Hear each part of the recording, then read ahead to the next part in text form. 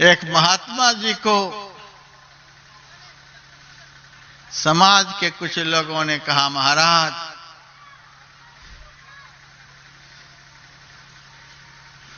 आपके लिए हम एक कमरा बना देते हैं, इस पेड़ को आप छोड़ दो। इस पेड़ की छाया के कारण 1-2 बीघे जमीन में फसल नहीं हो पा रही है, फसल नष्ट हो जाती है। इस छाया के कारण महाराज हमारे बच्चे भूखों मरते हैं। बहुत विशाल पेड़ है महाराज, आपको रहने के लिए छोटा सा कमरा बना देते हैं। कितना लंबा चौड़ा शरीर है महाराज, आराम से उसमें रहना, लेकिन इस पेड़ की छाया को छोड़कर आप उस कमरे में रहो। उन्होंने कहा नहीं, हम रहेंगे तो इसी पेड़ के नीचे। 10 साल से रह रहे हैं, 10 साल से इस पेड़ के नीचे हम रह रहे हैं, इस पेड़ को नहीं छोड़ेंगे।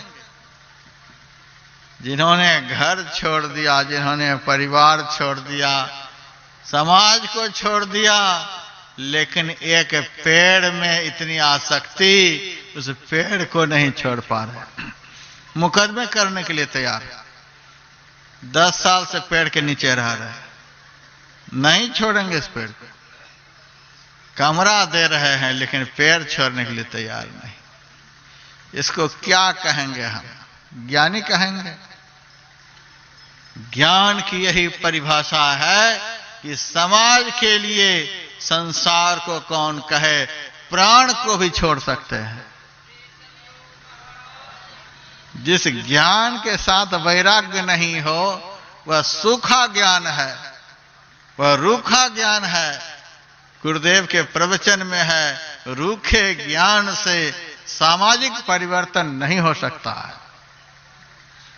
ज्ञान के साथ वैराग्य होना चाहिए।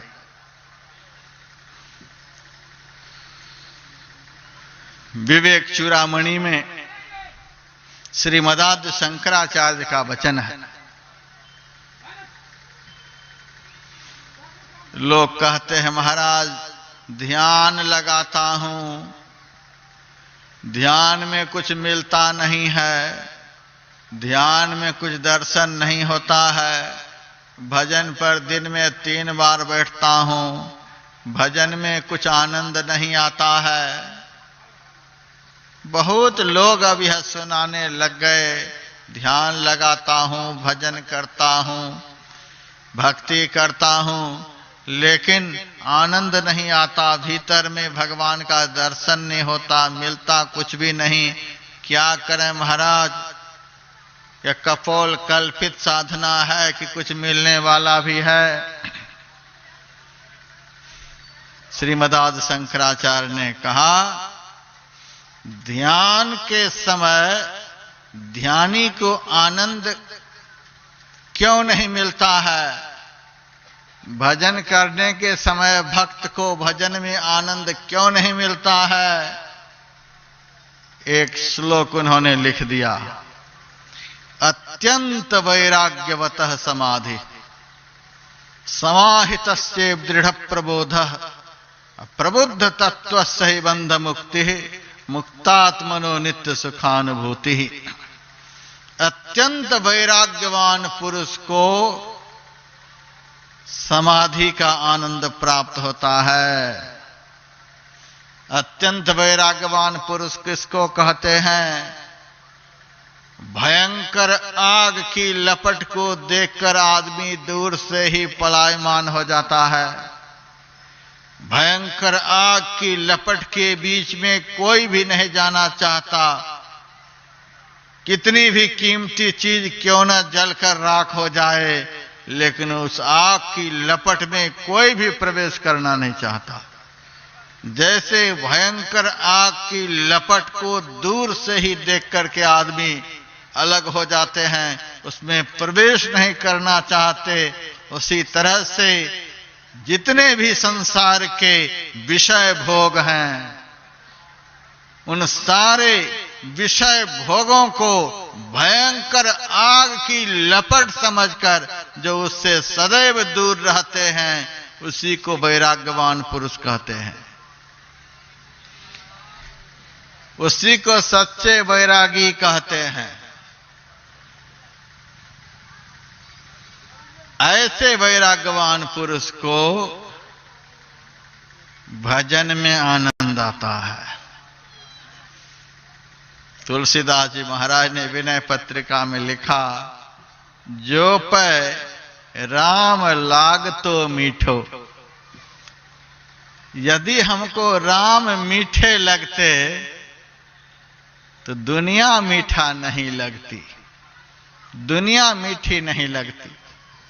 राम मीठे लगते तो दुनिया मीठी नहीं लगती। जब तक दुनिया में स्वाद आ रहा है, दुनिया मीठी लग रही है, दुनिया से प्रेम करने में आनंद आ रहा है, दुनिया में आकर्षण है, तब तक राम मीठे नहीं लग सकते।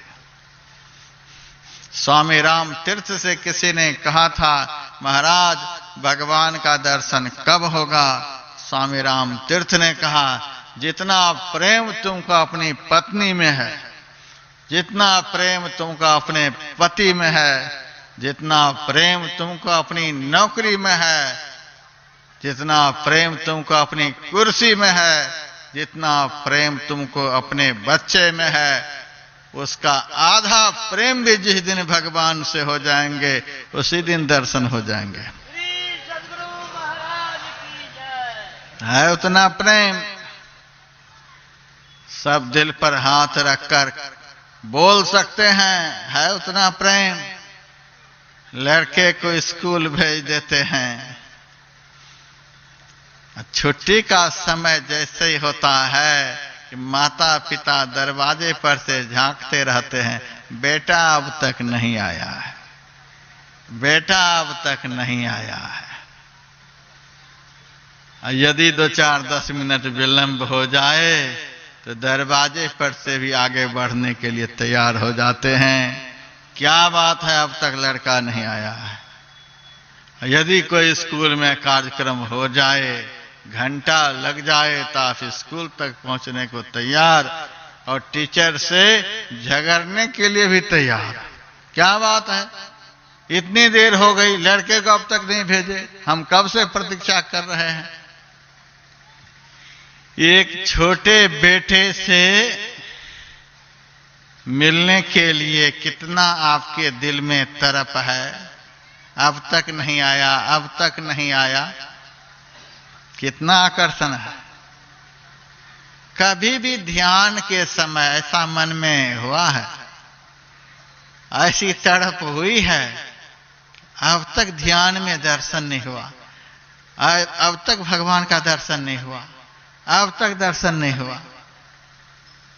कभी ऐसी तड़प हुई है? कभी तड़प नहीं। कभी गुरु महाराज के पास दौड़ कर गए, गुरु महाराज अब तक दर्शन नहीं हुआ, अब तक दर्शन नहीं हुआ, तड़फड़ाते हैं कभी। जो बेटे कितने सुख देंगे बुढ़ापे में, शरीर को बूढ़ा होने दीजिए, जिनका शरीर बूढ़ा हो गया है उनको तो देख ही सकते हैं कितना सुख देता है। मरने के बाद तो कपाल क्रिया करेंगे ही। उन बेटे में कितना आकर्षण है। दुनिया देख रही है बेटा का सुख, दुनिया देख रही है पति का सुख, दुनिया देख रही है पत्नी का सुख, दुनिया देख रही है भाई का सुख, दुनिया देख रही है कुर्सी का सुख, दुनिया देख रही है नौकरी का सुख। हम लोग तो दुनिया घूमते हैं, दुनिया में कोई भी ऐसे लोग नजर नहीं आते जो कहे हमारे जीवन में कोई दुख नहीं है, कोई क्लेश नहीं, कोई विपत्ति नहीं। महाराज मेरा मन केवल भजन में लगे और हमें कुछ भी नहीं चाहिए। एक जगह मैंने ऐसा प्रवचन जब सुनाया तो मुंबई की एक माई मेरे पास आ गई और हाथ जोड़कर कहने लगी, महाराज आप जो कह रहे हो वही बात हमारे दिल में है। हमें कुछ भी नहीं चाहिए, हमारे मन को भगवान में लगा दो, 3 साल बंद फैक्ट्री चला दो और कुछ भी नहीं चाहिए हमको, और कुछ भी आपसे नहीं चाहिए। एक ही वाक्य में दोनों बात बोल गई। हमारे मन को भगवान में लगा दो, 3 साल बंद फैक्ट्री चला दो। महाराज हम सच सच कहते हैं, हमको कुछ भी नहीं चाहिए। अब क्या चाहिए? फैक्ट्री जब चला ही लिया तो अब क्या चाहिए? अब देखिए लोगों की मानसिकता। महात्मा की आंख में भी दुनिया के लोग धूल झोंक देना चाहते हैं। महाराज कुछ भी नहीं चाहिए, बस एक लड़के की शादी हो जाए, बस हम फ्री है। महाराज कुछ भी नहीं हमको चाहिए, केवल भगवान का दर्शन चाहिए, लड़की की शादी हो जाए, बस इतना ही, और कुछ नहीं चाहिए। महाराज गजब के लोग हो। स्वामी राम तीर्थ ने कहा, जितना प्रेम हमारा संसार से हो गया है, संसार की वस्तुओं से, संसार के व्यक्तियों से, उसका आधा प्रेम भी जिस दिन भगवान से हो जाएगा उसी दिन दर्शन हो जाएगा। आधा भी कोशिश करिए आप। 24 घंटे के दिन रात होते हैं, उसी में हम लोग औसत निकाल सकते हैं कि भगवान के लिए हमारे पास कितना समय है और संसार के लिए हमारे पास कितना समय है। 24 घंटे में कम से कम आधा आधा कर लीजिए। आधा समय हमारा भजन में लग जाए और आधा समय संसार में लगे, तो भी देखिए आनंद आता है कि नहीं आता है। अब आप देखिए आधा आधा कर ले सकते हैं, और फिर महात्मा के पास आकर शिकायत करिए, महाराज भजन में मन नहीं लग रहा है, भजन में दर्शन नहीं हो रहा है। आधा आधा करिए।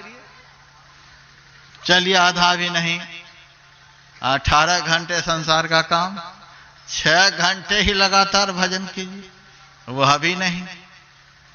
3 घंटे त्रैकाल संध्या ही कर लीजिए। सुबह में ब्रह्म मुहूर्त में 1 घंटा, दिन में स्नान के बाद 1 घंटा, सायंकाल 1 घंटा, इतना ही कर लीजिए। तब लोग कहते, महाराज भजन तो आप करो, लेकिन भजन में जो आनंद मिलता है वो हमको दे दो। भजन करने के लिए तो आप महात्मा लोग और टाइमर हो। भजन करो आप, भजन से जो आनंद मिले वह यहां ट्रांसफर होता रहे। आनंद मुझे दो और अगर आप करते रहो। महात्मा को तो लोगों ने बिल्कुल मूर्ख समझ लिया। 150 चरणों पर रखेंगे, बस यही वरदान में भजन करो महाराज आप, और भजन से जो आनंद मिले वह मेरे पास ट्रांसफर हो जाए। ऐसा नहीं होता है। हमारे गुरुदेव कहते थे, भजन किसी को दिया नहीं जाता, भजन करने का रास्ता भले बतलाया जाता है। साधु संत महात्मा रास्ता बतलाते हैं, चलना पड़ेगा आपको, करना पड़ेगा आपको। जो इस भरोसे रहते हैं आशीर्वाद दे दो और सारा आनंद मुझको मिल जाए, तो ऐसा कभी भी नहीं हुआ है, न होने की संभावना। जो ऐसा कहते हैं वे आपको ठग रहे हैं। भजन स्वयं से करना होता है। आप करि चीणे आपे ततु पछाने।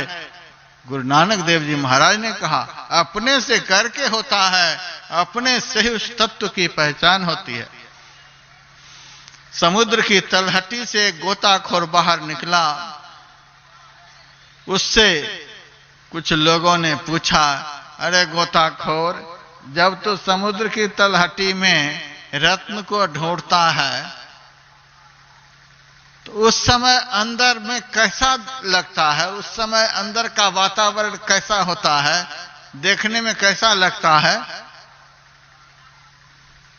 गोताखोर ने कहा, डूब लगाऊं मैं और तू किनारे पर से वहां कैसा लगता है देख लेना चाहता है। वहां कैसा लगता है वहां जाने पर ही पता चलता है। यदि तुम्हारी इच्छा हो तो मेरे साथ चलो, फिर स्वयं देख लेना वहां कैसा लगता है। ज्यादा से ज्यादा मैं इतना ही कर सकता हूं, हाथ पकड़कर वहां ले जा सकता हूं, लेकिन स्वयं से ही देखा जाता है, स्वयं से ही अनुभव किया जाता है।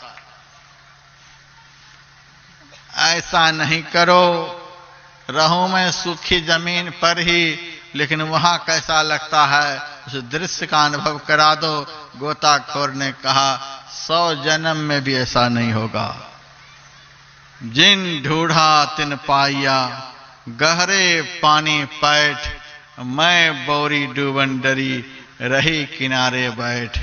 किनारे पर खड़े खड़े समुद्र की तलहटी का आनंद पाना बहुत मुश्किल है। उसी तरह से संसार के किनारे पर खड़े होकर परमात्मी आनंद का अनुभव करना बहुत मुश्किल बात है।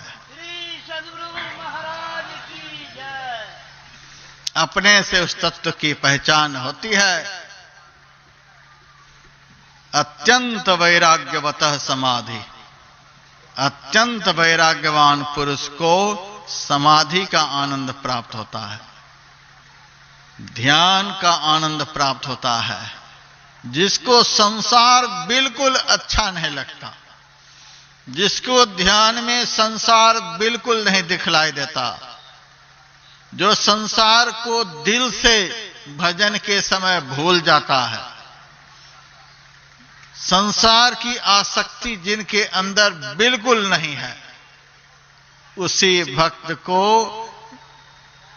भजन के समय भजन का आनंद प्राप्त होता है। संत का वचन है, अत्यंत वैराग्यवतः समाधि। अत्यंत वैराग्यवान पुरुष को समाधि की अवस्था प्राप्त होती है। समाहितस्य दृढ़ प्रबोधः, और समाधि की अवस्था में जो ज्ञान होता है वही यथार्थ में असली ज्ञान है। पुस्तक पढ़कर जो ज्ञान होता है वह नकली ज्ञान है। सुना हुआ ज्ञान जो है वह नकली ज्ञान है। दुनिया में और किसी भी उपाय से जो ज्ञान प्राप्त होता है वह नकली ज्ञान है।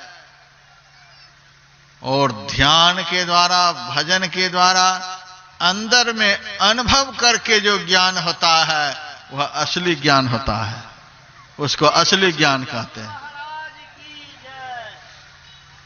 समाहितस्य दृढ़ प्रबोधः, समाधि में जो आनंद प्राप्त होता है, समाधि में जो भक्त को सुख प्राप्त होता है, समाधि की अवस्था में जो भक्त को शांति का अनुभव होता है, वहीं पर दृढ़ ज्ञान होता है।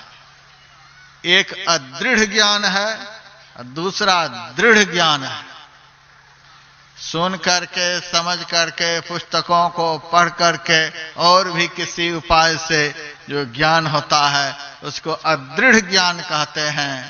बहुत कुछ आपने सुना, बहुत कुछ आपके दिल में बैठ भी गया, लेकिन पंडाल से बाहर निकलते निकलते ही बहुत का ज्ञान ठंडा पड़ जाएगा। आधे रास्ते तक कुछ का ज्ञान चलेगा, घर पहुंचते पहुंचते बहुतों का ज्ञान ठंडा हो जाएगा। लोग मेरे से कहते हैं महाराज सतयुग कब आएगा? मैं कह देता हूं क्या बात है, सतयुग को लाना चाहते हो? महाराज घोर कलयुग आ गया, कलयुग में मन में शांति नहीं आती है, इसीलिए चाहता हूं कि जल्दी से सतयुग आ जाए। मैंने कहा जब तक यहां सत्संग चल रहा है, जितनी देर तक यहां सत्संग चलता रहेगा उतनी देर के लिए आप लोग इस पंडाल के भीतर आ जाइए। यदि पंडाल के भीतर में जगह नहीं हो तो बाहर से ही खड़े खड़े यहां की बातों को सुनते रहिए। जब तक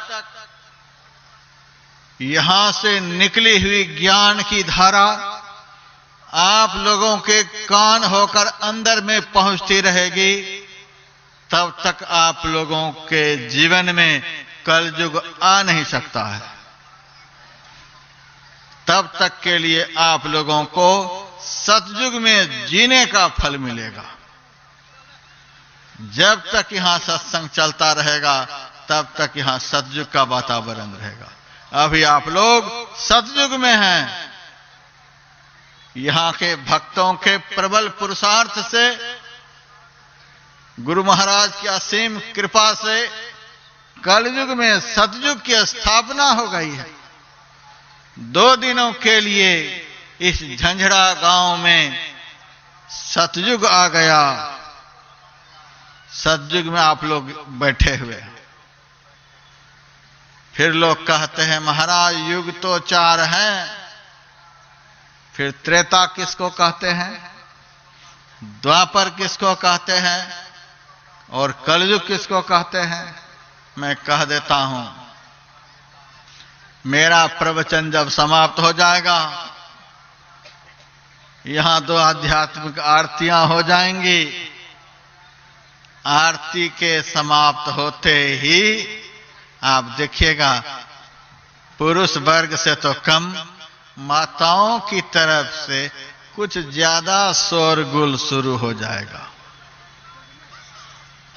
इसका मतलब सतयुग का अंत हो जाएगा और त्रेता युग आ जाएगा। पंडाल में जब तक आप लोग रहेंगे, शोरगुल भी हल्का फल्का करते रहेंगे, तो भी त्रेता युग में आप लोग रहेंगे। द्वापर युग, इस पंडाल से जब आप लोग बाहर हो जाएंगे तब द्वापर युग आ जाएगा। घर पहुंचते पहुंचते तो पता चल ही जाएगा कौन सा युग चल रहा है। सांसारिक वातावरणों में लिप्त हो जाना, सांसारिक वातावरणों में डूबे रहना, सांसारिक विषयजन्य वातावरणों में मन इंद्रियों का सदैव लिप्त होकर के रहना, यही तो कलयुग का वातावरण है। मनुष्य युग का निर्माता है, मनुष्य युग का निर्माण करता है। 24 घंटे जिसका मन शुद्ध सतोगुण में रहता है, 24 घंटे जिसके मन से शुभ कर्म सत्कर्म होता है, वह 24 घंटे सतयुग में निवास करता है। जिसका मन कभी कभी चंचल होता है, जिसकी बुद्धि कभी कभी भ्रमित होती है, वह त्रेता युग में निवास करता है। जिसकी बुद्धि, जिसका मन कभी संसार में, कभी भजन में, कभी संसार में, कभी भजन में, वह द्वापर युग में निवास करता है। और जिसका मन सदैव विषय के बाजार में विचरण करता है, वह कलयुग में रहता है। उसके लिए 24 घंटे कलयुग का वातावरण है।